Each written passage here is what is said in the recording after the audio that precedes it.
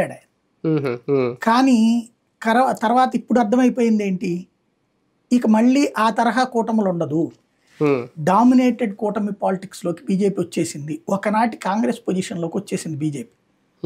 ఇప్పుడు సమీప పరిస్థితులలో ఎక్కడ కాంగ్రెస్ పార్టీని ఎక్కడ చూడగలుగుతున్నారు వీళ్ళు.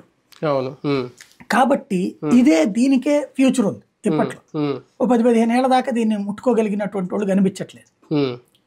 కూటమిగా వచ్చినా ఇండివిజువల్ గా వచ్చినా బీజేపీ చేతిలోనే ఉంటుంది. సరే, నెక్స్ట్ పరంగా అయితే అదే ఉంది ఇప్పటికైతే. కాబట్టి దీన్ని ఏం చేయాలా, ఇప్పుడు దాన్ని నడిపించే ఆయన నరేంద్ర మోడీ. ఆయన పట్ల పాజిటివ్గా పాటు భారతీయ జనతా పార్టీకి మూలం ఏంటి, ఆర్ఎస్ఎస్. ఆర్ఎస్ఎస్ సంబంధించి తయారైనటువంటి లీడర్లు, విభాగాల నాయకులు, వాళ్ళని కలవడం ప్రారంభించాడు. మీరు అబ్జర్వ్ చేస్తే అన్నామలైని దక్షిణాదిలో సీరియస్గా వెళ్తున్నాడు. అన్నామలై దగ్గరికి ఫస్ట్ వెళ్ళినోడు ఇతనే, లోకేష్. చంద్రబాబు వెళ్ళాల, చంద్రబాబులో అతిశయం ఉంది. లోకేష్ భవిష్యత్తుని నిర్దేశించుకుంటున్నాడు. అంటే బీజేపీకి దూరంగా దలుచుకోలేక. బీజేపీతో ఇప్పుడు కాంగ్రెస్ తో ఈయన ఏం చేస్తాడు, కాంగ్రెస్ ప్లేస్ ని వైసీపీ ఆక్యుపై చేసుకుంది.